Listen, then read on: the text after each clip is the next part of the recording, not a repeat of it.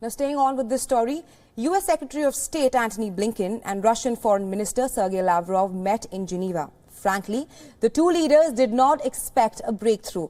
And that's exactly what happened. Another meeting, another round of diplomacy, and no concrete answers. Blinken says any aggression will be met with a swift response, while Lavrov accused the West of not keeping their promises. Basically, the same words, just in a new setting. Russia has never, nowhere, not a single time, through its official representatives, threatened Ukrainian people. As I told you, it's not the end of our discussions. Next week we will, as Antony Blinken highlighted several times, receive the written response. I know from experience that Russia has an extensive playbook of aggression short of military action, including cyber attacks, paramilitary tactics, and other means of advancing their interests aggressively without overtly using military action. Those types of Russian aggression will also be met with a decisive, calibrated, and again, united response. Russia has long been insisting for its demands to be taken seriously. The demands include sweeping security guarantees, which includes a permanent ban on Ukraine joining NATO. This time, Lavrov says Washington has agreed to provide Russia a written response to its demands for the US and its NATO and other European allies. Nothing less than a vast pullback of troop works, something Blinken asked Lavrov to do during the meeting. So what exactly is the current situation? Russia and the United States are talking again, while the country they're discussing is left out of the table. Russian troops remain gathered at the Ukrainian border, while the West scrambles to put up a united front.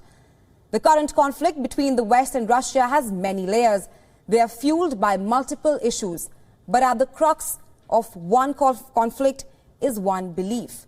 Russia believes that it was betrayed by the West, that the West broke promises made at the end of the Cold War. The promise in question is that NATO would not expand to the east. Now, Putin has long argued that US broke a promise it made in 1990. While there are different interpretations on what was promised to Russian leader, then Russian President Vladimir Putin has long looked at it as a betrayal. Let's pull out a map to explain you why he thinks so. So here's a map of Europe. The countries marked in yellow are the one that joined NATO before 1997. This includes the likes of Norway, Germany, Italy, France, Spain and others. But take a look at the countries marked in orange. Now these are the countries that joined the military alliance after 1997. It includes several Central and East European states that were once a part of the Soviet Union or under its sphere of influence. 4 of them are Poland, Lithuania, Latvia and Estonia, even have borders with Russia. So we get now that why Russia is worried. If Ukraine joins the NATO, the alliance will be at Russia's gates. But the point is, Ukraine was satisfied with its position a decade ago. It did not want to join the alliance. But the invasion of Crimea in 2014 has left Ukraine worried. It wants to ensure its security, and joining NATO seems like the best option. As for NATO, the conflict with Russia has sparked its unintended renewal after the collapse of the Soviet Union in 1991. The alliance lacked a meaningful role.